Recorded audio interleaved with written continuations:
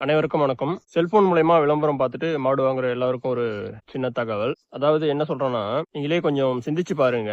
Mobile phone மூலியமா விளம்பரம் படுத்தி விற்கக்கூடிய பொருள் எல்லாத்துக்குமே வந்து மொபைல்லயே விலை போட்டுர்றாங்க. வாகனங்கள் ஆகட்டும், ஒரு வீடு மனைகள் ஆகட்டும், மற்ற பொருட்கள் ஆகட்டும், எதுவாக இருந்தாலும் சரிங்க.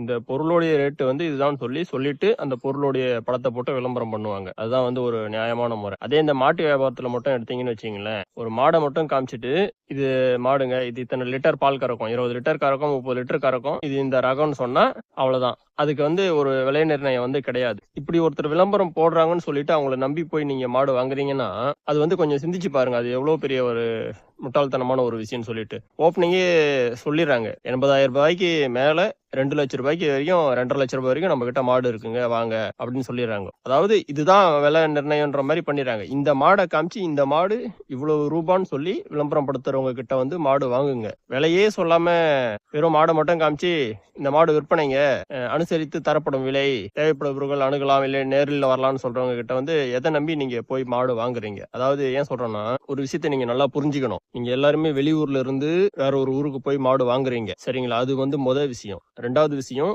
பணத்தை ரெடி பண்ணி எடுத்துக்கிட்டு போறீங்க. அதுக்கு மாடு வாங்கறதுக்கு உண்டான பணத்தை ரெடி பண்ணி வச்சுக்கிறீங்க.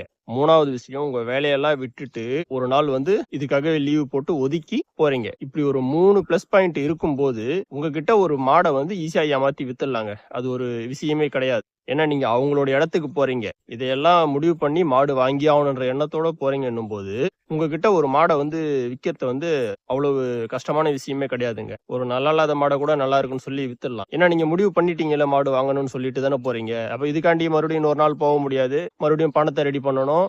நேர செலவு, பணச்செலவு, போய் வர செலவு, நமக்கு டைம் கிடைக்காது, ஏகப்பட்ட பிரச்சனைகள். அவங்க இந்த மாடை விட்டா மறுபடியும் இதே மாதிரி நல்ல மாடு அமையாதுன்றவாங்க அப்பவே வந்து நீங்க முடிவு பண்ணிடுவீங்க. சரி, அப்ப இந்த மாடை வந்து 5,000 10,000 அதிகமானாலும் பரவாயில்ல, நம்ம இன்னொரு டைம் வந்து போனா அந்த காசு வந்து நமக்கு செலவாக தானே போகுது, அதுக்கு இப்படி போட்டோம் பரவாயில்ல, அதிகமா இருந்தாலும் வாங்கிட்டு போயான்னு சொல்லிட்டு வாங்கிடுறீங்க. எப்பவுமே மாடை வந்து பார்த்துட்டு விலையை கேட்டுட்டு ஒரு இடத்துக்கு போய் மாடு வாங்குங்க. விலையே கேட்காம ஒரு பண்ணையில போய் நீங்க மாடு வாங்குனீங்கன்னா அவங்க வந்து உங்களை ஈஸியா ஏமாத்திடுவாங்க. அதனால தயவு செஞ்சு சொல்றேன், மாடை பாருங்க, அந்த மாடுடைய விலையை கேளுங்க, மாடு என்ன ரகம், அது எத்தனை லிட்டர் பால் கறக்கும், இதை கேட்டுக்கிட்டு நேர்ல போங்க. எங்ககிட்ட 30 மாடு எப்பவும் ரெடி கண்டிஷன்ல இருக்கும், 50 மாடு ரெடி கண்டிஷன்ல இருக்கும்னா மாடு எல்லாருக்கிட்டையும் தாங்க ரெடியா இருக்கும்.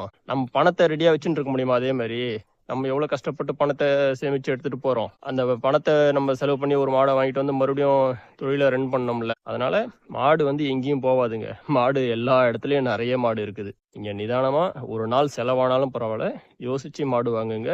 விலைய சொல்லாம விளம்பரம் பண்றவங்க கிட்ட போய் ஏமாந்து மாடு வாங்கிடாதீங்க மக்களே. அனைவரும் கவனமா இருங்க. அனைவருக்கும் நன்றி, வணக்கம்.